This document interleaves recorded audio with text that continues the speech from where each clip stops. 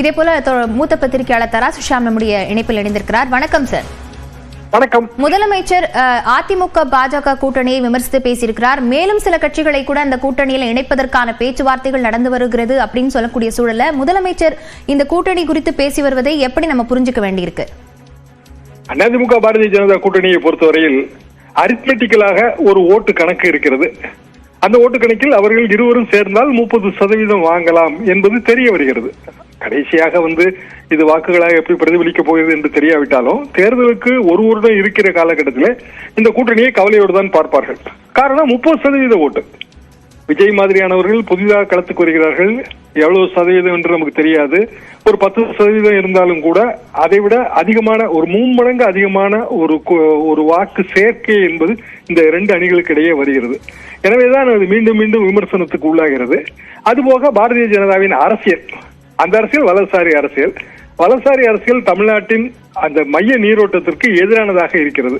எனவே பாரதிய ஜனதா இங்கு கால் ஒன்று அனுமதிக்க கூடாது என்கிற ரீதியிலே முதலமைச்சர் பேசுகிறார். இது ஓட்டுகளாக பிரதிபலிக்கக்கூடிய இடங்கள் எது என்று பார்த்தால் கண்டிப்பாக கொங்கு மண்டலத்திலே பாரதிய ஜனதா என்று இதை விட 10% அதிகமான ஓட்டு வங்கி தனியாக இருக்கிறது. எனவே வெற்றிக்கும் தோல்விக்குமான வித்தியாசம் 100 விலை அளவிலே இருக்கிற இந்த போராட்டத்திலே பாரதிய ஜனதா அதிமுக கூட்டணி சேர்ந்து இன்றைய தேதிக்கு 40-50 தொகுதிகளில் வெற்றி வாய்ப்பு பிரகாசமாக தெரிகிறது. எனவேதான் முதலமைச்சர் மீண்டும் மீண்டும் அதை வலியுறுத்துகிறார். அதுபோக திமுகவின் கீழ் மட்டும் அது நேரடியாக மக்களோடு தொடர்புடையதாக இருக்க வேண்டும். ஊராட்சி அளவிலே பிரச்சாரங்கள் தீவிரப்படுத்தப்பட வேண்டும். கிராம அளவிலே தொகுதி மக்களுக்கும் நமக்கு அந்யோன்யமான தொடர்பு இருக்க வேண்டும். இதுதான் மைய நீரோட்டமாக தெரிகிறது. கேண்டிடேட் மெரிட் அது பெரிய அளவுக்கு இந்த தேர்தலிலே இடம்பெறும்.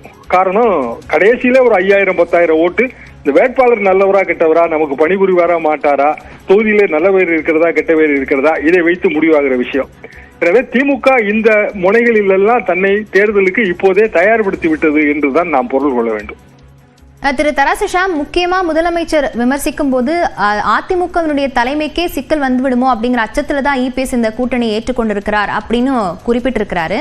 அப்படி உண்மையாகவே அந்த அச்சுறுத்தல்கள் இருந்திருக்குமா? அப்படி அச்சுறுத்தல்கள் இருந்ததாகத்தான் செய்திகள் தெரிவிக்கின்றன.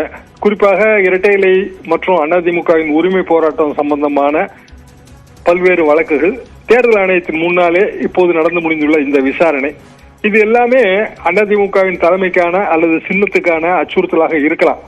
சின்னங்கள் எப்போதுமே தேர்தல் ஆணையத்தின் சொத்து தான். தேர்தல் ஆணையம் ஒரு குறிப்பிட்ட நிபந்தனைகளின் அடிப்படையில் கட்சிகளுக்கு சின்னத்தை பயன்படுத்துகிற உரிமையை தருகிறது. இரட்டையிலே அதிமுகவுக்கான சின்னம் அல்ல, தேர்தல் ஆணையத்துக்கான சின்னம். இரட்டையிலேயே பயன்படுத்துகிற உரிமை அதிமுகவுக்கு இருக்கிறது. அந்த பயன்பாட்டு உரிமையை தற்காலிகமாக ரத்து செய்வது என்பது தேர்தல் ஆணையத்துக்கு அது ஒரு சிறுபிள்ளை விளையாட்டு மாதிரி, நினைத்தால் செய்து விடலாம். இப்படி பல சந்தர்ப்பங்கள் நாம் பார்த்துதான் வருகிறோம், அதை தொடர்ந்து பார்த்துதான் வருகிறோம். எனவே அந்த பயம் நிச்சயமாக இருக்கும். அதிமுகவின் பலம் என்பது ரஜினிகாந்த் அவர்களை கூறிய மாதிரி இரட்டை இலைக்கு ஏதேனும் முடக்கமோ ஆபத்தோ தற்காலிகமாக பயன்பாட்டு உரிமை ரத்து என்று வந்துவிடக்கூடாது என்கிற அச்சம் இருக்கும். அது பாரதிய ஜனதா டெல்லியிலே ஆளுங்கட்சி அவர்களால் செய்ய முடியும் என்கிற நிதர்சனமும் உரைத்திருக்கும்.